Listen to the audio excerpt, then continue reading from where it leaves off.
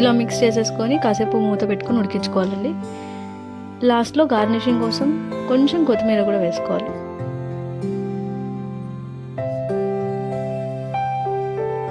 చూసారా ఎలా ఉడికిపోయిందో. మనకి ఉడికిందని తెలియడానికి ఇట్లా పైన నుంచి ఇట్లా బబుల్స్ వచ్చేసి ఆయిల్ అంతా సపరేట్ అయిపోతుంది అనమాట. అలా ఆయిల్ సపరేట్ అయిందంటే మనకి ఆల్మోస్ట్ కర్రీ అంతా ఉడికిపోయినట్టే. వంకాయలు చూసారా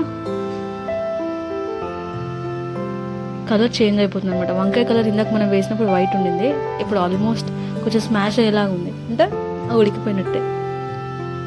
దీంట్లో మనం ఫైనల్ టచ్ లాగా కొత్తిమీరని యాడ్ చేసేసుకుందాం.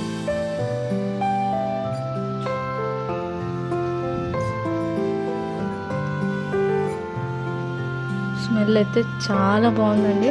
టేస్ట్ చేయడానికి అయితే చాలా రెడీగా ఉన్నాము మేము.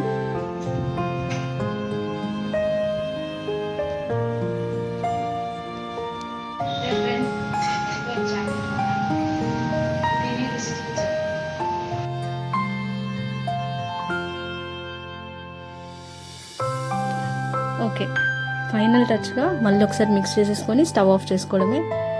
రండి, వంకాయ కర్రీ, ఎండు చేపల వంకాయ కర్రీ ఎలా ఉందో మనం టేస్ట్ చేసేద్దాం. వేడి వేడి రైస్ తీసుకొని కొంచెం కర్రీని యాడ్ చేసుకుందాం. నేనైతే చాలా ఎక్సైటెడ్గా ఉన్నాను. కర్రీ చాలా బాగా వచ్చింది. లెట్స్ సీ టేస్ట్ ఎలా ఉందో.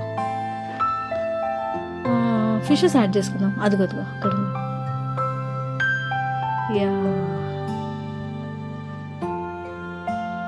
ఇప్పుడైతే మనం టేస్ట్ చేయబోతున్నాం.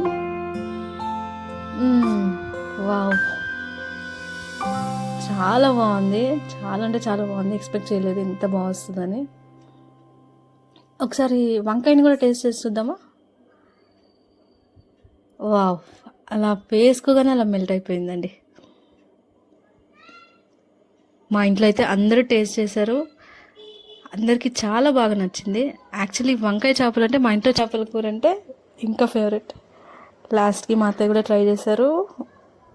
చాలా చాలా బాగుందని చెప్తున్నారు. మీరు కూడా ట్రై చేయండి. మీ ఇంట్లో ట్రై చేసి మీ ఇంట్లో వాళ్ళందరికీ పెట్టండి.